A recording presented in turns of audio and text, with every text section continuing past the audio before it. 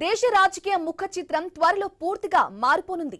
లోక్సభ స్థానాల సంఖ్యను ప్రస్తుతం ఉన్న 543 నుండి ఏకంగా 850కి పెంచేందుకు కేంద్ర ప్రభుత్వం చారిత్రాత్మక రాజ్యాంగ సవరణకు సిద్ధమైంది. ఈ నిర్ణయం వల్ల దేశవ్యాప్తంగానే కాకుండా ముఖ్యంగా తెలుగు రాష్ట్రాల రాజకీయాల్లో పెను మార్పులు రాబోతున్నాయి. అసలు ఆంధ్రప్రదేశ్, తెలంగాణలో ఎంపీ సీట్లు ఏ రేంజ్లో పెరగబోతున్నాయి?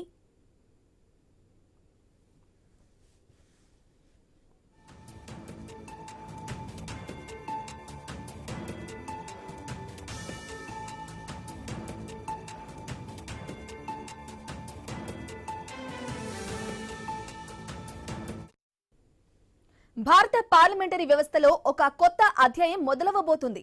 జనాభా ప్రాతిపదికన నియోజకవర్గాల పునర్విభజన చేపట్టడం ద్వారా లోక్సభ స్థానాలను 850కి పెంచాలని కేంద్రం నిర్ణయించింది. ఇక 1971 జనాభా లెక్కల ప్రకారం అమల్లో ఉన్న పాత పద్ధతికి స్వస్తి పలికి 2026 జనాభా లెక్కల కంటే ముందే ఈ ప్రక్రియను పూర్తి చేయాలని కేంద్రం మాస్టర్ ప్లాన్ వేసింది. దీనివల్ల పార్లమెంట్లో దక్షిణాది రాష్ట్రాల గొంతు మరింత బలంగా వినిపించే అవకాశం ఉంది. ముఖ్యంగా తెలుగు రాష్ట్రాలైన ఆంధ్రప్రదేశ్, తెలంగాణలో లోక్సభ స్థానాలు గణనీయంగా పెరగనున్నాయి.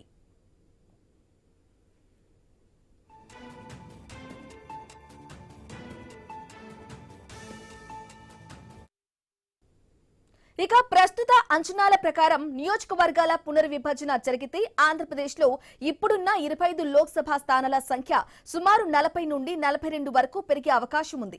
అలాగే తెలంగాణలో ఉన్న 17 స్థానాలు 25 నుండి 28 వరకు పెరగవచ్చు.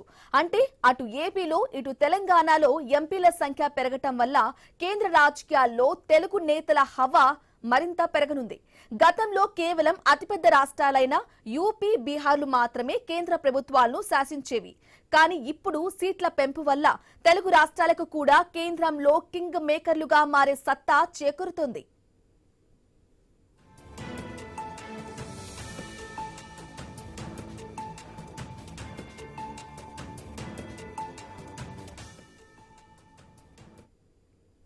అయితే ఈ సీట్ల పెంపు కేవలం ఎంపీ స్థానాలకి పరిమితం కాదు.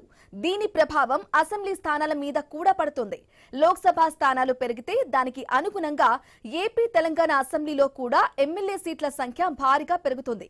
ఇది రెండు రాష్ట్రాల్లోని రాజకీయ పార్టీలకు ఒకవైపు సంతోషాన్ని, మరోవైపు సవాల్ను విసురుతోంది. కొత్త నియోజకవర్గాలు ఏర్పడడం వల్ల కొత్త నాయకత్వం ఉద్భవిస్తుంది. అయితే జనాభా నియంత్రణ పాటించిన మన రాష్ట్రాలకు అన్యాయం జరగకుండా ఫైనాన్స్ కమిషన్ కేటాయింపులో ప్రాధాన్యత తగ్గకుండా జాగ్రత్తలు తీసుకోవాలని దక్షిణాది నేతలు డిమాండ్ చేస్తున్నారు.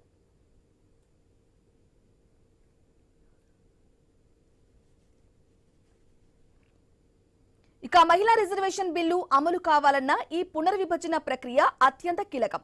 అంటే 2029 సాధారణ ఎన్నికల నాటికి దేశవ్యాప్తంగా కొత్త రాజకీయ ముఖ చిత్రం ఆవిష్కృతం కాబోతోంది. 850 మంది ఎంపీలతో భారత లోక్సభ ప్రపంచంలోనే అతిపెద్ద ప్రజాస్వామ్య వేదికగా అవతరించబోతుంది. మరి ఈ భారీ సీట్ల పెంపు ద్వారా తెలుగు రాష్ట్రాలు జాతీయ రాజకీయాల్లో ఏ స్థాయిలో చక్రం తిప్పుతాయో వేచి చూడాలి. ఈ మార్పు కేవలం సంఖ్యలకి పరిమితం కాదు. ఇది కొత్త భారత్ ఆకాంక్షలకు ప్రతిరూపం.